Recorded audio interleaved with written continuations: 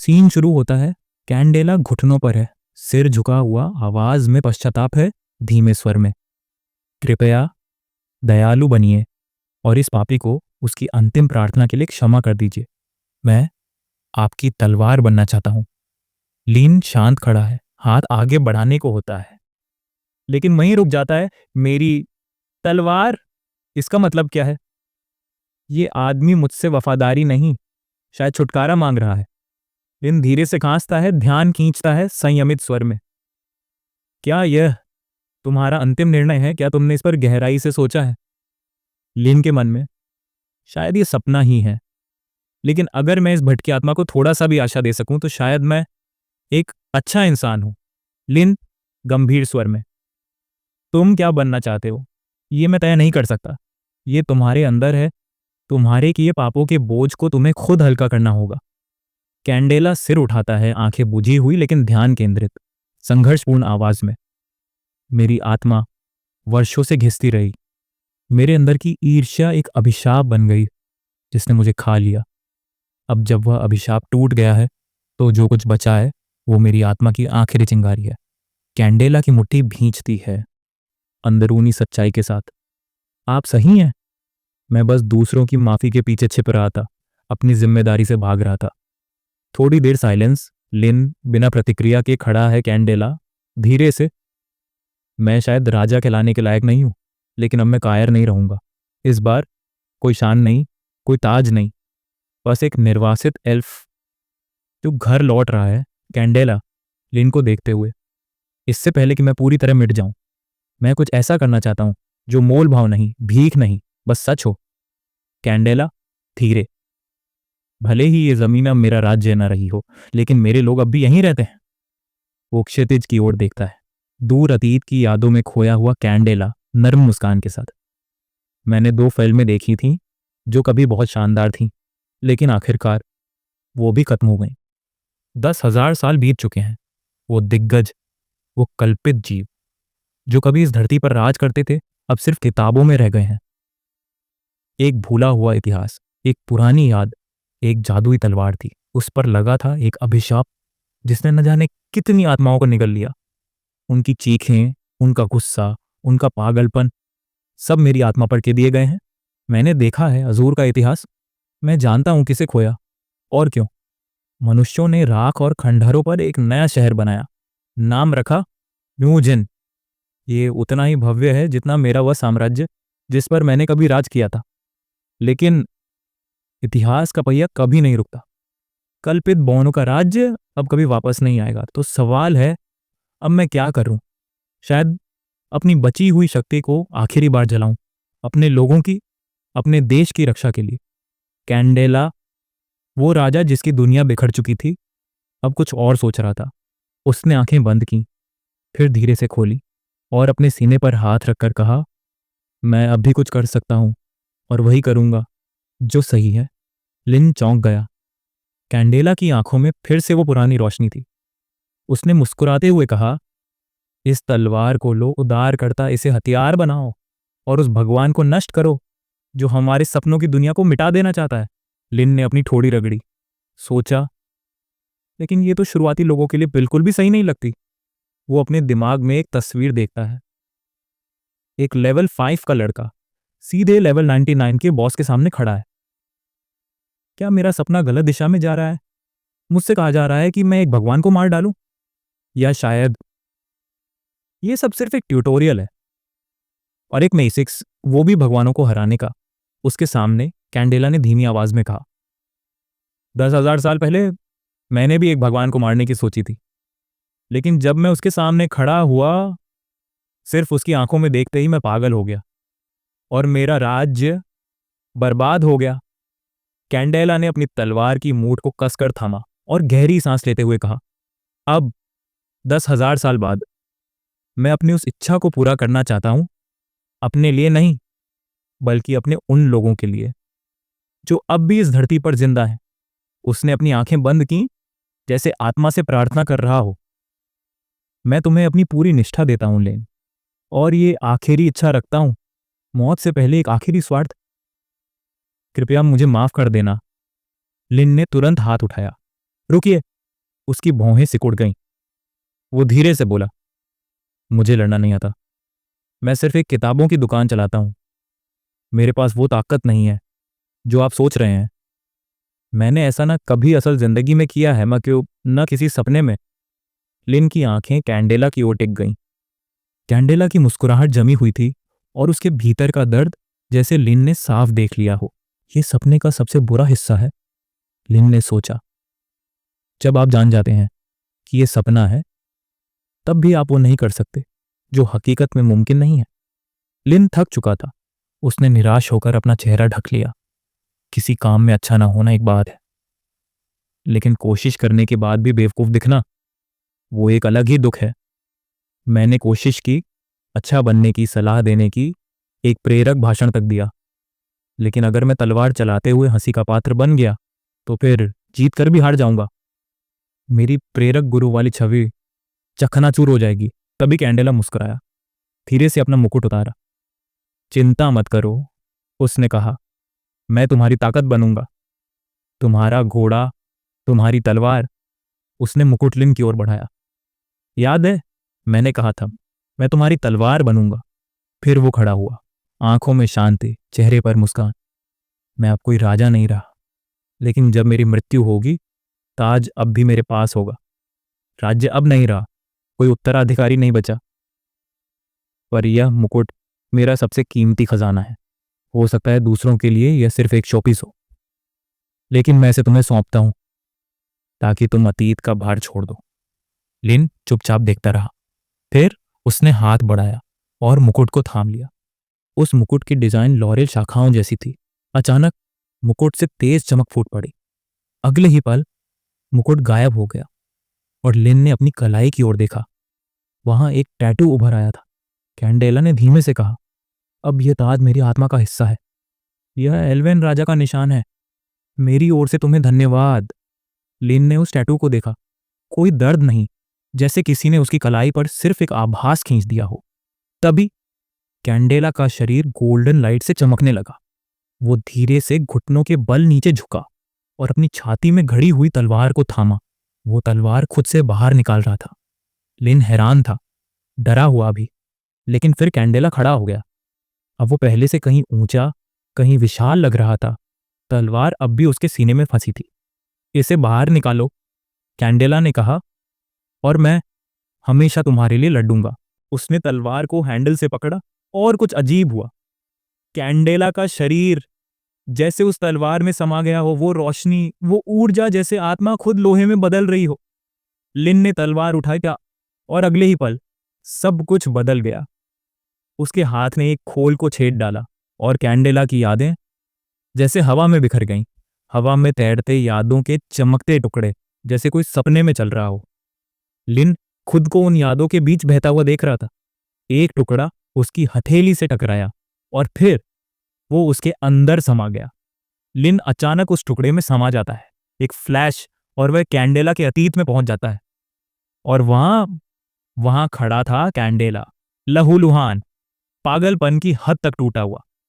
उसकी सांसें उखड़ी थीं, चेहरा खून से सना हुआ था और उसकी आंखें सीधे आसमान में देख रही थीं, गुस्से में, जुनून में। उसके ठीक ऊपर खड़ा था एक देवता, राक्षसी आकार में, दैवी शक्ति के साथ। कैंडेला ने खून थूका और उसकी तलवार से निकली रोशनी जैसे सारा अंधेरा चीर देगी। लिन ने देखा, वह अकेला आदमी उस भगवान की ओर दौड़ पड़ा। तो यही था कैंडेला का जीवन। विश्वासघात, अकेलापन और एक पागलपन जिसे दुनिया ने समझा नहीं। लेकिन उस युग में कोई प्रकाश नहीं था, कोई ज्वाला नहीं थी, सिवाय उस एक के जिसने आग जलाई थी। वो अकेला था जिसने रोशनी को उठाया और ईश्वर की ओर फेंक दिया। इतिहास में शायद वही एकमात्र इंसान था जो इतना बहादुर था। और फिर लिन की आंखें खुली। बिजली गिरती है और उसकी तलवार पर चमकती है। अब वह शक्ति उसकी है। लिन ने जैसे ही आंखें खोली, उसे कुछ अलग महसूस हुआ। उसने इधर उधर देखा और कहा, अब ये खंडहरों के बीच का मंच नहीं लगता। क्या दृश्य बदल गया है। लिन के बाल अब हवा में उड़ रहे हैं और तभी उसने अपनी आवाज़ सुनी। हाँ, मेरी आवाज को में क्या हुआ। लिन खुद को छूता है, बालों को पकड़ता है और तब एक झटका महसूस करता है। वो चौंक गया। उसकी आंखें चौड़ी हो गईं। लिन अब कैंडेला जैसा दिखता है। उसका शरीर बदल चुका है। मैं ये क्या? मैं कैंडेला बन गया हूं? उसने तलवार की ओर देखा, फिर अपने हाथ को, और सच्चाई उसके सामने थी। ये तो उसकी यादों में से एक है। मैं अब उसका हिस्सा बन गया हूं। ये तो एक सपना है, सपने के अंदर एक और सपना। अब दृश्य बदलता है। कैंडेला के हाथ का कंगन चमकता है। हवा में ऊर्जा घूमती है। एक जादुई हलचल होती है, और फिर एक प्राणी का पंख खुलता है। एक विशाल ग्रिफिन उसकी आंखों के सामने पंख फैलाकर खड़ा था। ग्रिफिन की आंखें चमकती हैं, उसके पंजे जमीन पर उतरते हैं। ये सपना निश्चित रूप से उचित और दयालु है। लिन ने ग्रिफिन को देखा और महसूस किया कि ये कोई मामूली दृश्य नहीं है। लिन के चेहरे पर जादुई चमक, आंखों में रोशनी। यह एल्फ राजा बेहद शक्तिशाली है, लेकिन फिर भी वह देवताओं से डरता है। उसने मुझसे एक नए देवता को मारने के लिए पवित्र तलवार का मार्गदर्शन मांगा। तलवार हवा में घुमाकर ग्रिफिन को प्यार से सहलाते हुए लिन ने खुद से कहा, अब मैं वही तर्क और मार्गदर्शन हूं जिसकी कैंडेला को जरूरत थी, लेकिन इस बार कुछ अलग था। उसने खुद नियंत्रण ले लिया था, और अब कैंडेला की आत्मा भी उसके अधीन थी। यह ऐसा है जैसे मैंने कोई पौराणिक फल खा लिया हो, जिससे मुझे एक नया रूप मिल गया, एक पौराणिक जानवर का, कैंडेला का रूप। ग्रिफिन के पंख फैलते हैं। लिन उस पर झुककर मुस्कुराता है। वाह, ये ग्रिफिन कितना अच्छा लगता है। काश इसे हमेशा अपने पास रख पाता। और फिर वह सोच में पड़ गया। अब मुझे सोचना होगा, मैं इसे बुक स्टोर में कहाँ रखूंगा। लिन चुटकी बजाता है, तलवार को बुलाता है। तलवार उसके हाथ में आ जाती है। वह आकाश की ओर देखता है। चलो अब वापस काम पर लौटते हैं, क्योंकि कैंडेला ने कहा था वह एक बार फिर अपने लोगों की रक्षा करना चाहता है। तो क्या अगला पड़ाव युद्ध का मैदान है या कोई डंगोरन? लिन ने तलवार को देखा और एक अजीब सा कंपन महसूस किया। यह माहौल जैसे मैं किसी बड़े बॉस से लड़ने वाला हूं, किसी ऐसे से जो लेजेंडरी लेवल का हो। फिर उसने कैंडेला को पुकारा। तलवार का स्टोन चमकता है। एक लाल रोशनी निकलती है, जैसे आत्मा ने उत्तर दिया हो। और तब बगल में देखते हुए लिन ने पूछा, आप अभी भी यहां हैं? वाह, आप तो सच में अपनी तलवार की आत्मा बन गए। ग्रिफिन और लिन की आंखें चमकने लगती हैं। लिन ने पूछा, वो भगवान जिसके बारे में तुमने कहा था, वो कहाँ है? लिन सिर उठाकर आसमान की ओर देखता है। आसमान का रंग लाल पड़ता है। पर्पल बिजली गिरती है, और तभी बादलों को चीरता हुआ एक विशाल राक्षसी हाथ प्रकट होता है। उस हाथ में एक विशाल कुल्हाड़ी थी। सीन बदलता है। अब मैदान में है जिक्सू। वो भारी सांस ले रही थी, लेकिन उसकी आंखों में थी आग। उसके सामने खड़ा था हैरिस। हैरिस की आंखें चमकती हैं, उसका चेहरा पागलपन से भरा हुआ। तुम सच में पागल हो चुके हो, और खतरनाक भी। खून की बूंदें जमीन पर गिरती हैं। और तब जिक्सू को एहसास हुआ, उसकी ताकत काफी नहीं है। जिक्सू थोड़ा झुकती है। उसकी आंखों में संदेह। इन राक्षसों में कोई तर्क नहीं बचा, केवल हत्या की भूख है। राक्षस की आंखें चमकी और वार किया। जिक्सू पलटकर पीछे छलांग लगाती है। अब हैरिस मुस्कुराता है और एक लाश को खून से भरे गड्ढे में धकेल देता है। जिक्सू ने उड़ान भरते हुए नीचे झांका। वहां था खून का एक भंवर। एक भयानक सच्चाई उसे चुभ गई। हैरिस सिर्फ लड़ाई नहीं कर रहा, वह कुछ बना रहा है। हेलिक्स अपने इंसानी रूप में आता है। जब जिक्सू को एहसास हुआ कि वे जानबूझकर उस जगह पर चक्कर लगा रहे थे ताकि मुझे लगे कि यह एक नष्ट हो चुकी हैचरी है, लेकिन मामला ऐसा नहीं है। हेलिक्स ने अपने दांत दिखाते हुए कहा, यह बल काफी है। उसके शरीर की नसें उभर आईं और नीचे चमकता हुआ ब्लड पॉन्ड चमकने लगा। जिक्सू को अब साफ दिख रहा था, हेलिक्स को इन लाशों की परवाह नहीं, उसे चाहिए सिर्फ उनका मांस। मृत शरीरों से कार्बनिक पदार्थ अलग होकर तरल में बदलते हैं। अब आसमान में जादुई समन सर्कल्स उभरते हैं। इंक्यूबेटर में रखा अंडा चमकता है, और फिर बूम, अंडा फटता है। एक नई शक्ति जागती है। बिजली समन सर्कल पर गिरती है और दरारों से एक दैत्य आकार लेता है। जिक्सू कांप उठी। उसका शरीर पसीने से भीग चुका था। एक विशाल देवता डायमेंशन से उभरता है। उसके आंखें चमक रहे थे और रौद्र ऊर्जा फूट रही थी। हैरिस अपनी बाहें फैलाता है जैसे उसका समय आ गया हो। कहा, महान वर्षा देवता अब प्रकट हो चुके हैं। देवता का अंधकार चारों ओर फैलता है। हेलिक्स देवता के सामने जोर से हंसा और चिल्लाया, हे मूर्ख मनुष्यों, आनंद मनाओ, क्योंकि वह जन्म ले चुका है। हा हा हा। जब देवता की आंखों में लाल रोशनी चमकने लगे, समझ लो किसी का अंत करीब है। उसने अपनी भारी कुल्हाड़ी उठाई और हवा एकदम भारी हो गई। जिक्सू वहीं खड़ी थी, कांपती हुई। उसके सामने जलती हुई आग जैसी कोई अजीब ऊर्जा फैल रही थी। ये कोई इंसान नहीं था, ये एक देवता था। उसके दिमाग में जैसे हजार आवाजें गूंजने लगी थीं। अगर वो स्टील के टेंटिकल उसे सहारा न दे रहे होते तो शायद उसका दिमाग फट जाता। दूसरी तरफ हेलिक्स, वो खून के ऊपर खड़ा था, जैसे ये खून उसका मंदिर हो। वो हंस रहा था और प्रार्थना कर रहा था। उसके शरीर से काले टेंटिकल निकलने लगे और वह खून के तालाब की तरफ आगे बढ़ता गया। अजीब मंत्र उसके होंठों से निकल रहे थे, जैसे किसी दूसरी दुनिया से जुड़ रहा हो। और फिर उसका चेहरा सामने आया, मुखौटा नीचे गिर गया। उसकी हंसी अब इंसानों जैसी नहीं रही। उसके हाथ कांपने लगे। एक हाथ फूलकर सूज गया, दूसरा सूखकर झुर्रियों से भर गया। पूरे शरीर से खून की धाराएं निकलने लगीं, जैसे वो खुद एक चलता फिरता अभिशाप हो गया हो। लेकिन उस देवता ने एक बार भी उसकी ओर नहीं देखा, जैसे उसकी मौजूदगी ही बेकार हो, जैसे वो किसी कीट को देख भी न रहा हो। जिक्सू, जो एक कोने में खड़ी थी, बस देखती रही और सोचती रही, कितने उदास हैं ये सब। क्या ये वही हेलिक्स है, सफेद भेड़ियों का वो महान नेता? क्या ये उसका अंत है? उसने अपनी आंखें बंद की और एक गहरी सांस ली। कुछ तो था जो टूट चुका था, बाहर नहीं अंदर। मृत्यु के बाद भी कुछ प्राण एक देवता की छाया से खुद को नहीं छोड़ा पाते।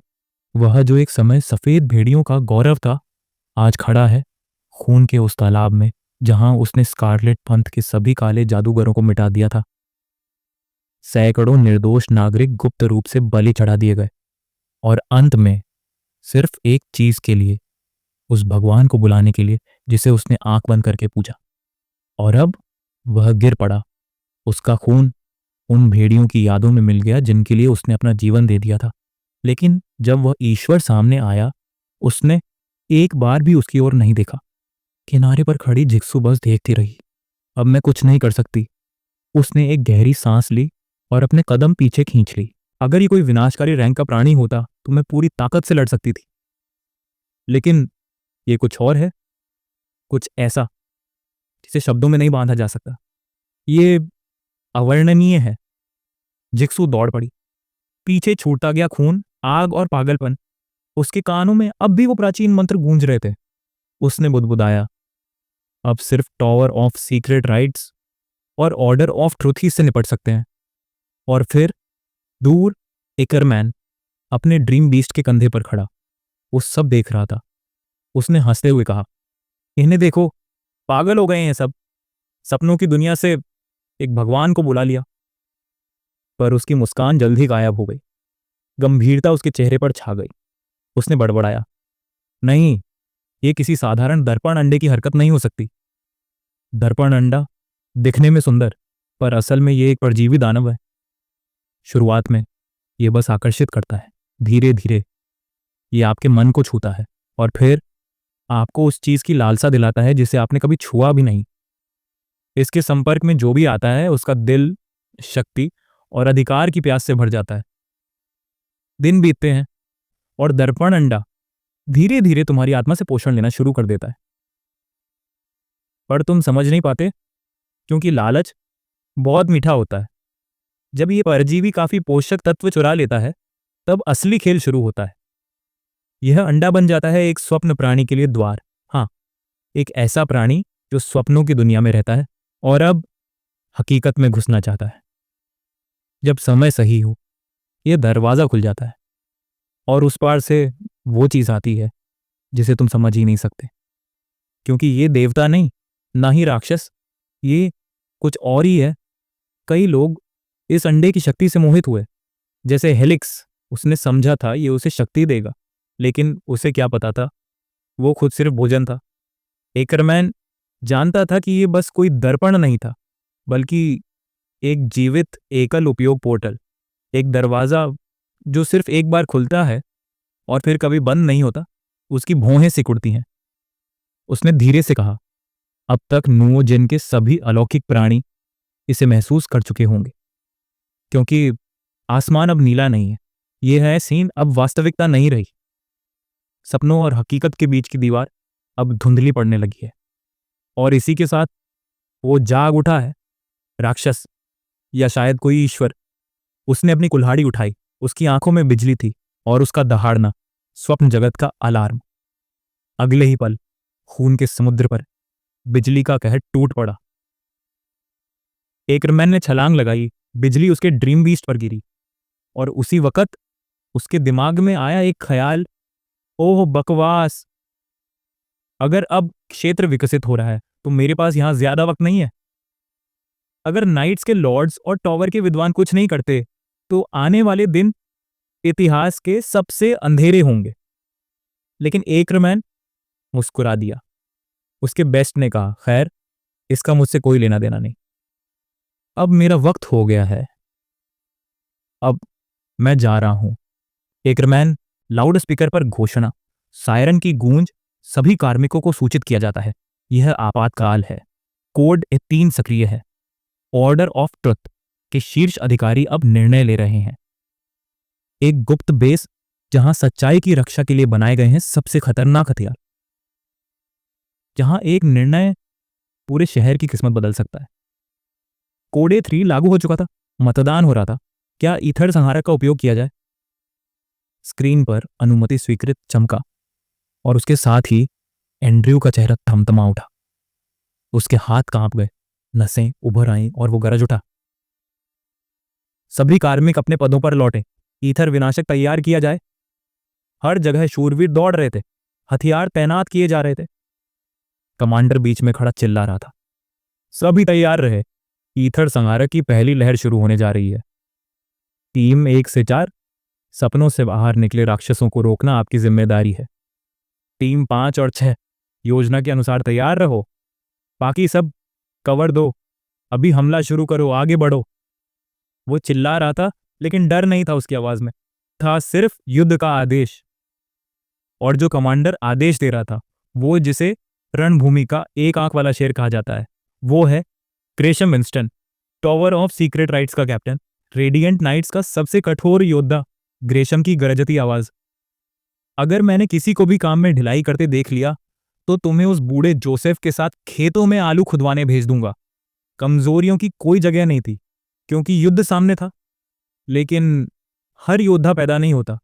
एक नवागंतुक घुटनों के बल बैठ गया, घबराया हुआ, टूटा हुआ, उसका कांपता हुआ स्वर। ये क्या हो रहा है?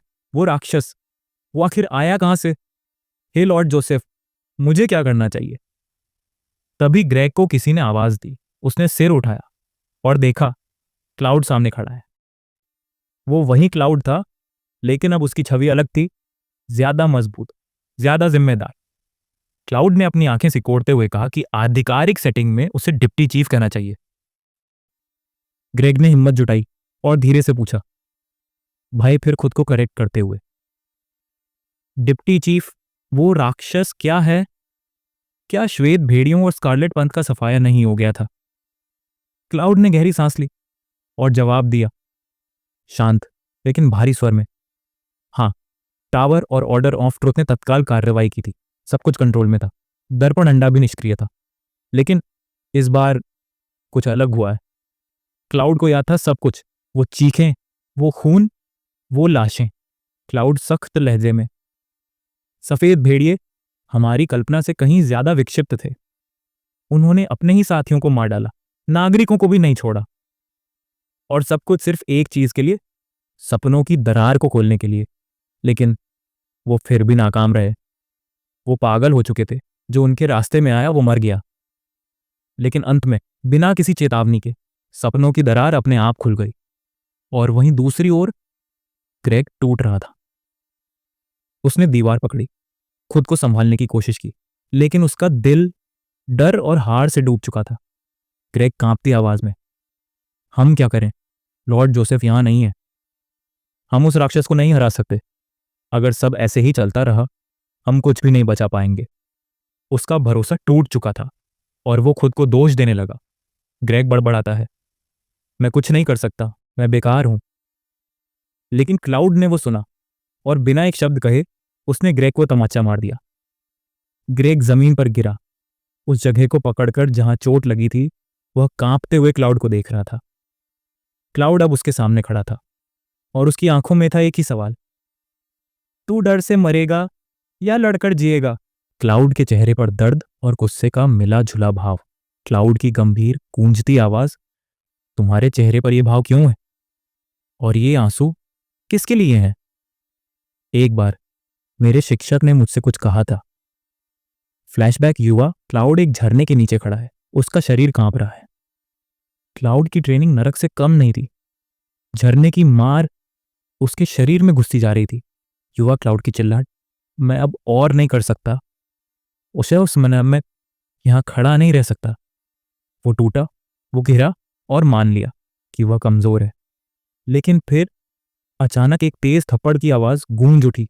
उसके गुरु ने उसे जगाया, सिर्फ एक तमाचे से नहीं, बल्कि उसकी आत्मा को हिलाकर निदेशक ने तेज लहजे में कहा, तू ये कायरों जैसी बातें करके खुद को शूरवीर कहता है? अगर तू मर्द है तो दूसरों का सहारा बन, गिर भी जाए तो दांत बींच कर खड़ा हो। उसने अपने जख्म दिखाए। वो सिर्फ एक शिक्षक नहीं था, वो एक पूर्व रेडिएंट नाइट था। अब मेरी हालत ये, मैं सिर्फ रिटायर हो सकता हूं। क्रुट, लेकिन तू तू मेरा उत्तराधिकारी है। निदेशक धीरे ठोस स्वर में, क्या तेरे आंसू निर्दोषों की रक्षा करेंगे? क्या ये आंसू न्यूओजन की शांति बचा पाएंगे? अगर जवाब नहीं है तो उठ और ट्रेनिंग जारी रख। और तभी क्लाउड समझ गया था, सच्चा योद्धा वो होता है जो आंसू बहाने की बजाय दूसरों के आंसू रोकना सीखता है। क्लाउड की आंखें सुलगती हैं।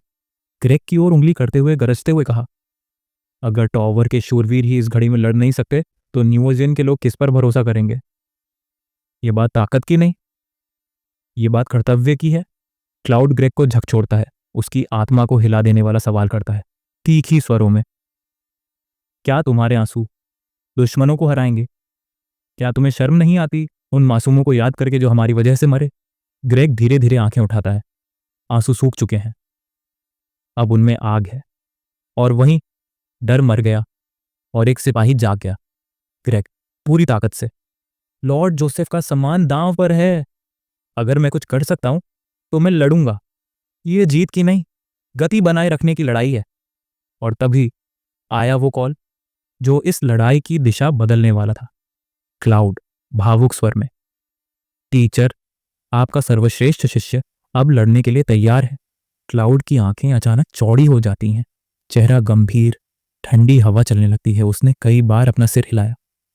यहां हमें पता नहीं चला निदेशक ने उसे क्या कहा। फोन के उस पार से जो शब्द आए वो तलवार की तरह दिल चीर गए। उसके पीछे खड़े क्रेग ने अपनी मुट्ठियां भींच ली, पूरी तरह से तैयार है, और पूछा कि भाई, लॉर्ड जोसेफ ने क्या निर्देश दिए? क्लाउड ने अपना मुंह खोला और सस्पेंस बनाते हुए बोला, उन्होंने कहा, यह स्वप्न रूपी राक्षस मौत को आमंत्रित करने के समान है। कुछ चुप्पी के बाद, लेकिन जवाब डर नहीं था, जवाब और भी खौफनाक था। क्लाउड कॉरेंडी ठंडी आवाज में, हमें परेशान नहीं होना चाहिए, बस परिणामों के लिए तैयार रहना चाहिए। दोनों शांति से एक दूसरे को देखते हैं, लेकिन आंखों में हलचल। वो दोनों जम गए थे, जैसे उनके भीतर जलती आग पर किसी ने बर्फ उंडेल दी हो। विंस्टन का चेहरा, वह धीरे धीरे टिफा की ओर देखता है, ठंडी लेकिन संदेह भरी आवाज, क्या जोसेफ ने वाकई ऐसा कहा था? टिफा ने सिर हिलाया, उसकी आंखों में थी हिचकिचाहट, पर जवाब साफ था, हाँ लॉर्ड विंस्टन। उन्होंने सिर्फ एक चीज पूछी, स्वप्न पशु का स्थान। विंस्टन अपना चेहरा तिरछा करता है, ठुड्डी सहलाते हुए बड़बड़ाता है। विंस्टन की आंखों में चिंता तैर गई। उस बूढ़े जोसेफ को इतनी शांति, इतना आत्मविश्वास। धीरे से, हम, यह उसकी पुरानी शैली जैसी ही है। अचानक उसकी आंखें किसी पर टिक गईं। उसने देखा, आकाश में अचानक बड़ी मात्रा में गोल्डन लाइट चमक उठी। उसे लगा कि यह टॉवर की तोप है। जैसे जैसे वो पास आती गई, लाइट में उनका चेहरा चमक गया। विंस्टन की आंखें चौड़ी हो गईं क्योंकि उसे एहसास हुआ कि यह कोई तोप नहीं, वो लाइट उनके ऊपर से किसी रॉकेट की तरह गुजर गई। हाँ, तुम सही सोच रहे हो, वो आया है। लिन आ चुका है। एंड्रयू कमरे में अकेला, चेहरा तनाव से भरा, वो मेज पर घूंसा मारता है। वो एक अधिकारी था, सत्य के आदेश का स्तंभ, पर आज वो खुद हिल चुका था। एंड्रयू कांपती आवाज में, सफेद भेड़िए, कोई खतरा नहीं थे, लेकिन अब हमें विनाशक को जगाना पड़ा है। जो कभी शांति की रणनीति रचता था, आज खुद विनाश के किनारे बैठा था। एंड्रयू दांत पीसते हुए, सत्य का आदेश अवर्णनीय रैंकों से नहीं डरता, लेकिन ईश्वर स्तर के राक्षस, ये कोई सामान्य युद्ध नहीं है। एंड्रयू खुद से बड़बड़ाता है, कमीना डायमंड जरूर मुझ पर दोष डाल देगा। वो तो पहले से तैयार बैठा है। हर शासक युद्ध से नहीं डरता, वो डरता है उस चुपचाप उगते दोष से जो उसके सिंहासन को निगल सकता है।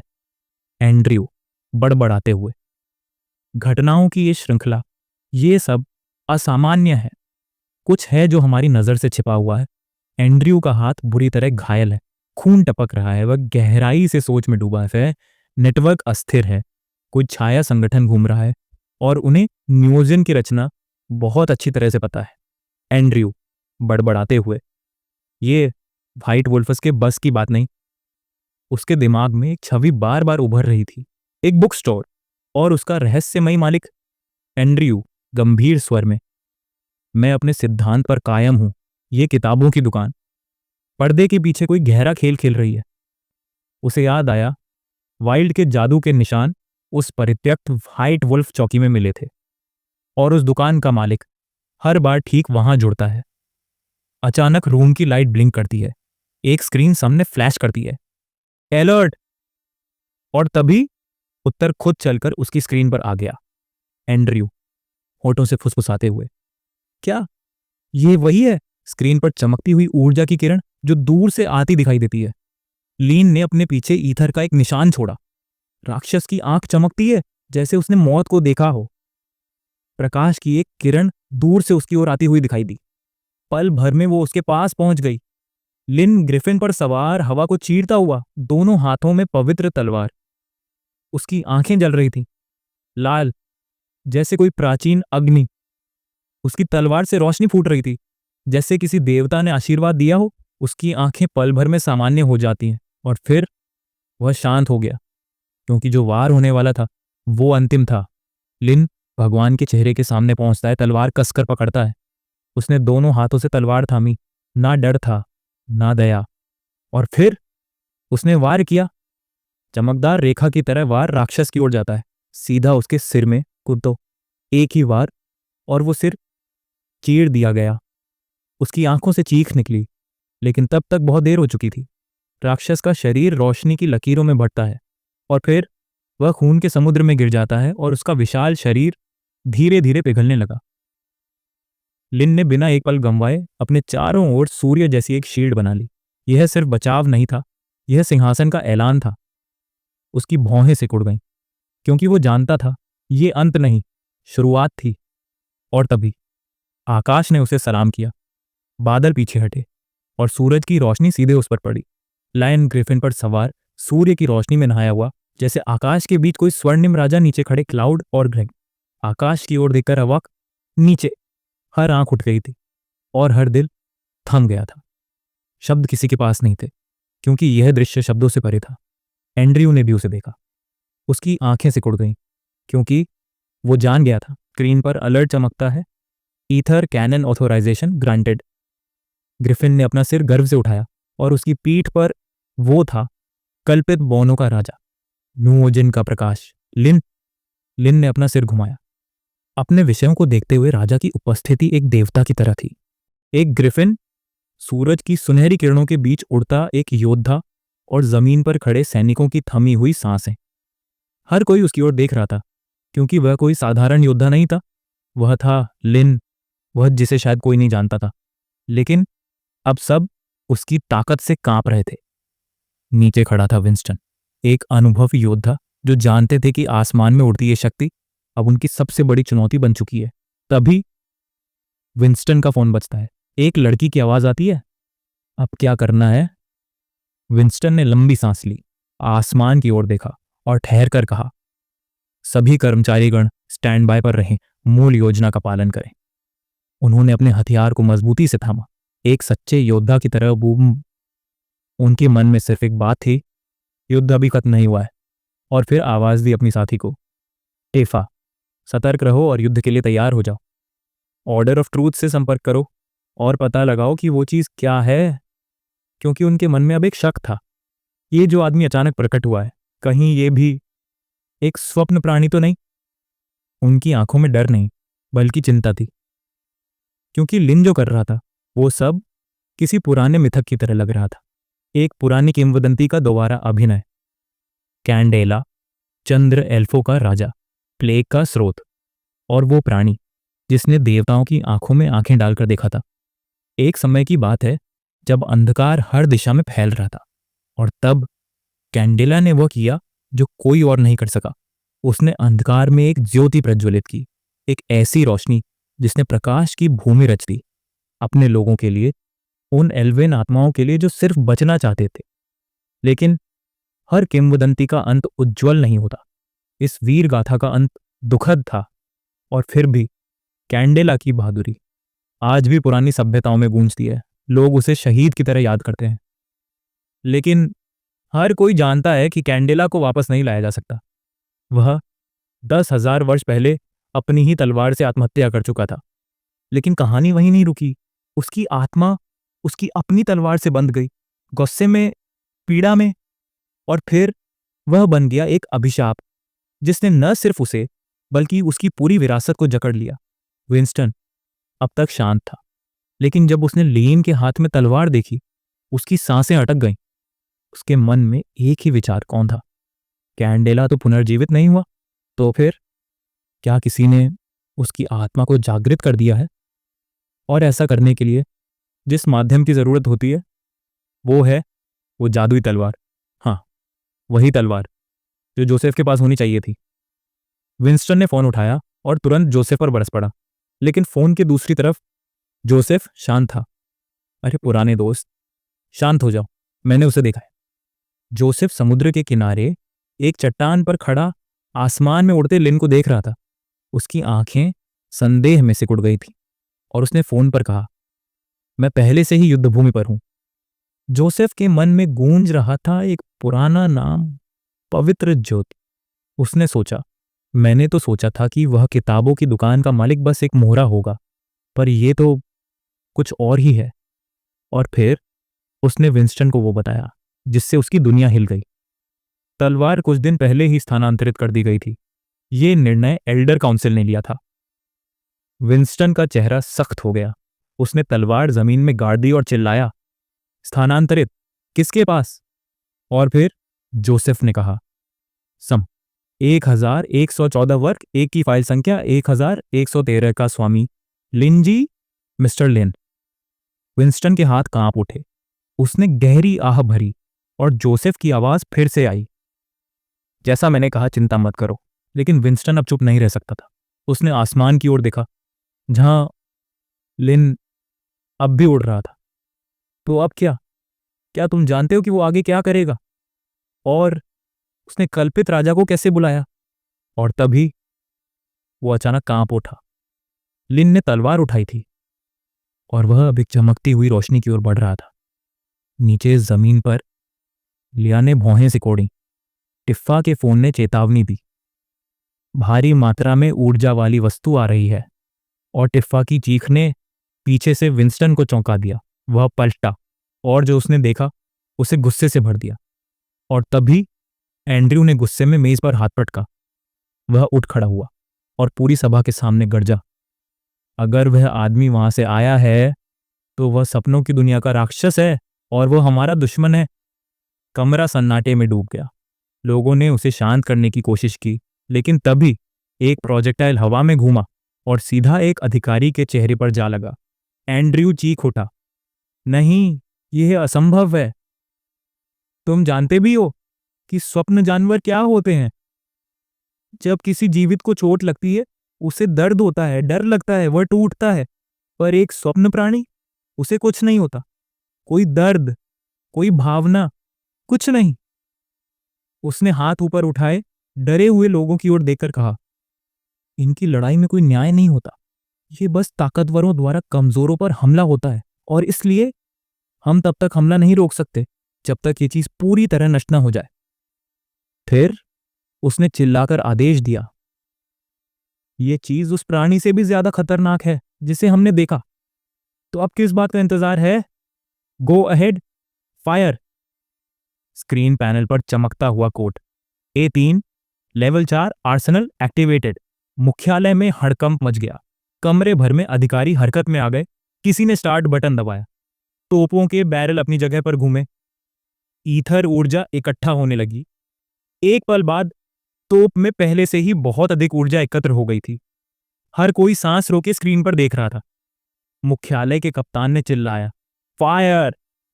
ऊर्जा की एक रेई निकली सीधे लिन की ओर, समुद्र के ऊपर से गुजरती हुई समुद्र को दो भागों में बांट दिया और पल पल लिन के पास पहुंचती गई। जब रेई लिन के बहुत पास आ गई और उस क्षण लिन की तलवार गोल्डन लाइट में चमक उठी और उसने मुस्कुराते हुए पूछा, क्या कोई दूसरा चरण भी है या फिर तुमने अपने गुर्गों को बुलाया है? बीम सीधे तलवार से टकराई और लिन की आवाज गूंजी, जो भी हो, चलो हम सब मिलकर इसे काट डालते हैं। एक तेज चमक हुई और विस्फोट से पूरा आकाश कांप उठा और फिर टकराव हुआ। दो महाशक्तियां, एक आसमान से आई मौत की किरण और दूसरी एक तलवार में छिपा दिव्य प्रकाश, आपस में टकराईं। टकराव का दबाव इतना भीषण था कि समुद्र का पानी फव्वारे की तरह आसमान को चीरने लगा। बैटलफील्ड से कुछ ही दूर एक सीढ़ी से उतरता है एक शख्स। उसकी निगाहें ऊपर उठती हैं। काले बादलों को चीरती हुई एक किरण धरती पर गिरती है। वह फुसफुसाता है, बारिश रुक गई। पास ही उसका साथी टेस्ट ट्यूब को बैग में रखता है और शांत स्वर में कहता है, भले ही आसमान ही क्यों ना गिर जाए, बस मिशन पर ध्यान केंद्रित रखना है। वह मुस्कुराता है, जैसे खुद को याद दिला रहा हो कि डर की कोई जगह नहीं। आप सही कह रहे हैं। ये शहर के भीतर एक और शहर है, ऊपरी और निचले हिस्सों के बीच बसी एक अदृश्य बस्ती, जहां सिर्फ ऑर्डर ऑफ ट्रूथ के अध्ययन की इजाजत है। एक ऐसा शहर जो अपटाउन के दिल में कहीं गहराई में डूब चुका है। और तभी एक नोटिफिकेशन आता है। उसकी आंखें फैल जाती हैं, भौहें तन जाती हैं। वह चिल्ला उठता है, कुछ गड़बड़ है। क्ले चाइल्ड प्रोजेक्ट की फैक्ट्री पर हमला हुआ है। दूसरा साथी फौरन पूछता है, क्या हुआ? पहला व्यक्ति बताता है, किसी ने अंदर से तोड़फोड़ की है। फैक्ट्रियां 1, 7 और 13 सब नष्ट हो चुकी हैं। जलती हुई फैक्ट्री का वीडियो स्क्रीन पर चल रहा है और ये सिर्फ इमारतें नहीं थीं। वहां अर्धपूर्ण होमुनकुली का तीसरा बैच था और वो नव परिष्कृत फिलोसोफर्स स्टोन्स, जिन्हें हासिल करने में महीनों लगे थे। अब वक्त नहीं बचा, उन्हें तुरंत निकलना होगा। पहला आदमी बोलता है, हमें सुरक्षित जोन में इकट्ठा होना है। फैक्ट्री 7 यहां से दूर नहीं है। अगर वो अस्थिर पत्थर फट गए तो पूरा इलाका पिघल जाएगा। वो हाथ आगे बढ़ाता है, इशारा करता है, मैसे इस तरफ चलो, ये रास्ता तेज है। ये होमुनकुली का अब तक का सबसे सफल बैच था, लेकिन तब तक किसी को यह अंदाजा नहीं था कि तबाही बस सिर पर है। वैसे भागते हुए, हाँफते हुए, आह, कितनी शर्म की बात है। इतना बेहतरीन बैच और अब सब खत्म हो जाएगा। सीढ़ी उतरते हुए मैसे कहता है, रिक, तुम्हें क्या लगता है इस हमले के पीछे कौन है? हम उस वक्त सबसे कमजोर थे, जब सारा ध्यान नए ड्रीम बीस्ट पर था। हमारा समय बखूबी चुना गया है। रिक शांत लेकिन थका हुआ, मैसे अब भी इन सब बातों का वक्त नहीं है। हम अधिकारी नहीं हैं, फैसला हम नहीं करेंगे। रिक की आंखें थक चुकी थीं, लेकिन उसके हाथ अब भी कांपते हुए डॉक्यूमेंट को संभाल रहे थे। रिक डॉक्यूमेंट उठाते हुए, जल्दी करो, अगर ये फट गया हम सब मारे जाएंगे। फिर ऊपर कुछ फटा, सीढ़ियां हिलने लगीं और मौत ने दस्तक दे दी। बिल्डिंग का डेब्री गिरने लगा। देखते देखते बिल्डिंग ढाने लगी। वे भागना भूलकर डेब्री को नीचे गिरते देखते रहे। याद आया कि जिंदा रहना है और वे भाग पड़े, जैसे मौत ने पीछे से कहा हो, जो जीतेगा वहीं जिएगा। लेकिन तभी मैसे का फोन वाइब्रेट हुआ। उसकी आंखें फोन की स्क्रीन पर जम गई, कदम रुक गए और सब कुछ थम गया। रिक हाँफते हुए, क्या हुआ?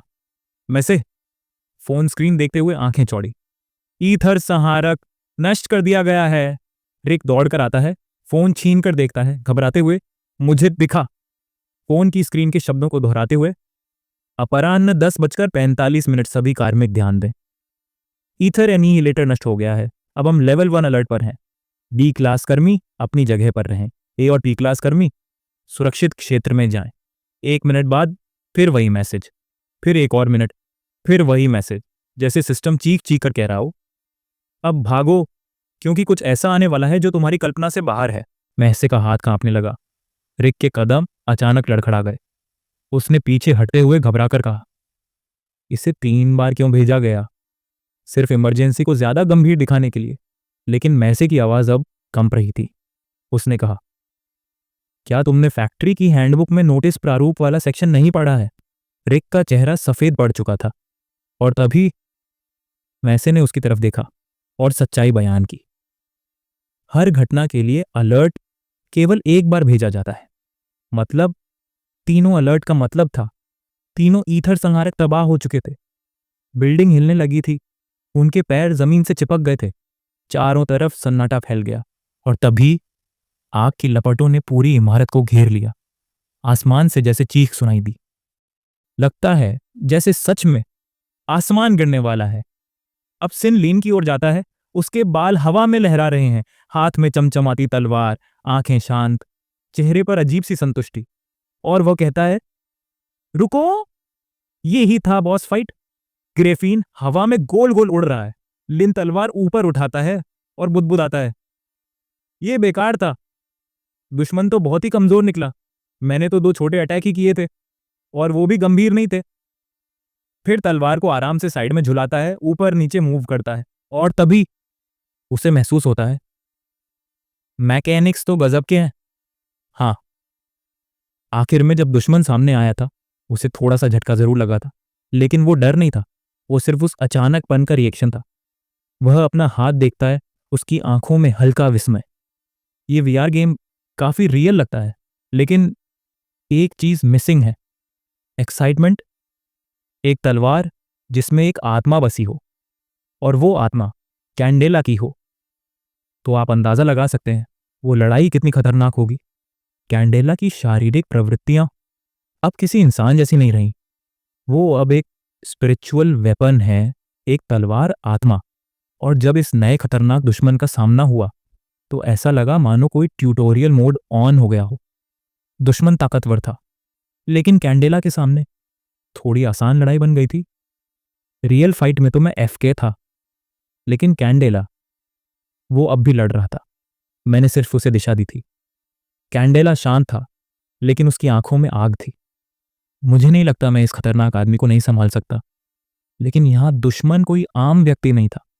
वो कोई ईश्वर जैसी शक्ति थी जिसे देखकर लोग पागल हो जाते हैं। क्या आप बात कर रहे हैं उस नए परमेश्वर की जो 10,000 साल बाद वापस लौटा है? तलवार से कैंडेला स्पिरिट कहती है, हाँ, वही। उसका वंश मेरे लोगों के लिए एक बड़ा खतरा बन जाएगा। इस बार मैं आपकी सलाह मानूंगी और मरने से पहले अपनी पूरी शक्ति से उनकी रक्षा करूंगी। लिन शांति से ग्रिफिन पर बैठा है, तलवार साइड में उड़ते हुए बताती है, मैं अपने अतीत का सामना करूंगी और एक बार फिर ईश्वर को चुनौती दूंगी, पछतावे को अनुभव में बदलूंगी। लिन एक वर्म मुस्कान देते हुए कहता है, अच्छा, दूसरों की सलाह सुनना और अपनी गलतियों से सीखना, यही असली साहस है। मैं इसकी सराहना करता हूं। फिर लिन ने वो तलवार उठाई और हवा में घुमाते हुए कहा, आओ, उस भगवान को मार डालें। लिन ने तलवार को आगे बढ़ाया और जैसे ही तलवार हवा को चीरती है, गोल्डन ऊर्जा पूरे वातावरण में फैल जाती है। सामने खड़ा है एक भगवान जैसा प्राणी जिसकी आंखें जल रही हैं, लाल, प्रज्वलित और चेतावनी देती हुई। लिन सोचता है, ठीक है, डरने की कोई बात नहीं। भले ही वे शक्तिशाली दिखते हों, लेकिन ये सिर्फ एक सपना है, मेरा सपना। और मेरे सपने में मेरी कल्पना अजय है, शायद। लेकिन तभी एक सच्चाई सामने आती है जो उसे खुद पर हंसने पर मजबूर कर देती है। मैं शायद ज्यादा सोच रहा था। वो बॉस तो बहुत खतरनाक लग रहा था, लेकिन निकला तो एकदम कमजोर। इतना जबरदस्त डिजाइन और इतनी बेकार ताकत। क्या बर्बादी है एक अच्छे कैरेक्टर मॉडल की। तलवार उसके हाथ से छूटती है, हवा में लहराती है, गोल्डन लाइट में डूबी हुई। लिन बस उसकी ओर देखता रहा है। वो कहती है, ये खत्म हो गया, आपकी मदद के लिए धन्यवाद। और तभी वो प्रकट होती है। तलवार के पीछे एक धुंधली प्रतिछाया उभरती है। कैंडेला की। कहती है, मैंने वो हासिल कर लिया जो मैं चाहती थी, अपनी अंतिम शक्ति से, अपने लोगों और अपनी भूमि की रक्षा की। अब 10,000 साल बीत चुके हैं, सब कुछ बदल चुका है और यही सब कुछ है जो मैं कर सकती थी। लिन सुनता रहता है। अपनी परेशानियों का सामना करना हमेशा कठिन होता है। उन्हें टाल देना कहीं आसान लगता है, लेकिन अगर लिन का मार्गदर्शन न होता तो शायद वो आत्मा कभी अपनी कमजोरी को स्वीकार ही ना कर पाती। वो स्पिरिट मुस्कुराती है, उसकी आंखों में आंसू हैं, मगर ये आंसू दुख के नहीं, रिहाई के हैं। वो लिन की तरफ देखती है, धीरे से धन्यवाद कहती है, और तभी लिन की आंखें चौड़ी हो जाती हैं। उसके सामने वो आत्मा हल्की सी चमकने लगती है। उसके हाथ से एक ऊर्जा बह रही है, मानो किसी अभिशाप की आखिरी छाया मिट रही हो। ताज के टैटू का निशान गायब हो रहा था। लिन के दिल में आता है एक विचार, शायद ये अंत है। कैंडेला बहुत समय पहले मर चुका था, लेकिन उसके दिल का आक्रोश उसकी तलवार में समा गया और इसीलिए उसकी आत्मा हजारों वर्षों तक इस भूमि में बंधी रही। लिन ग्रेफीन की पीठ पर हाथ रखता है, महसूस करता है देश की रक्षा के लिए आखिरी बार लड़ने का अवसर ही शायद उसे वो शांति दे पाया जिसकी उसे सदियों से तलाश थी। उसके लिए मेरे शब्द शायद साधारण थे, लेकिन मेरी नजरों में वो आत्मा चंगाई पा चुकी थी। मैंने सिर्फ उसकी अंतिम इच्छा पूरी नहीं की, बल्कि ब्लेड स्पिरिट को स्वर्ग की ओर चढ़ने में मदद की। यार, मैं तो वाकई में बहुत अद्भुत हूं। हम देखते हैं कैंडेला और ग्रेफीन धीरे धीरे हवा में विलीन हो रहे हैं। कैंडेला हाथ हिलाता है, मुस्कुराता है और जैसे कह रहा हो, धन्यवाद लिन, अब मैं घर जा रहा हूं। लिन अपनी आंखें झुकाता है, एक आखिरी बार सोचता है। वो अब मर चुका है, लेकिन अंततः वो अपने देश लौट सका और शायद यही उसके लिए सबसे अच्छा अंत था। कुछ कहानियां मृत्यु के बाद पूरी होती हैं। लाइक, शेयर, कमेंट करना ना भूलें और सब्सक्राइब भी करना please. Thank you. Next video में मिलेंगे।